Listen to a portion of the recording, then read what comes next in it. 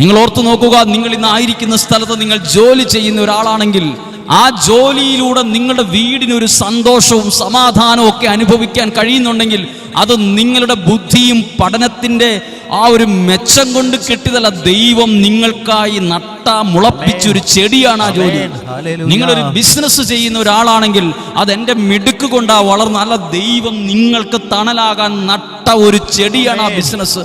നിങ്ങൾക്ക് നല്ലൊരു ജീവിതം ദൈവം തന്നിട്ടുണ്ടെങ്കിൽ, നല്ലൊരു ബന്ധം ദൈവം നിങ്ങൾക്ക് തന്നിട്ടുണ്ടെങ്കിൽ, നല്ലൊരു ശുശ്രൂഷ നിങ്ങൾക്ക് തന്നിട്ടുണ്ടെങ്കിൽ, നല്ലൊരു ശബ്ദം നിങ്ങൾക്ക് നൽകിയിട്ടുണ്ടെങ്കിൽ, നല്ലൊരു കഴിവ് നൽകിയിട്ടുണ്ടെങ്കിൽ, ദൈവം നൽകിയിട്ടുണ്ടെങ്കിൽ അത് ദൈവം നിങ്ങൾക്ക് തണലും ആശ്വാസവും തരാൻ ദൈവം നട്ട ചെടിയാണത്.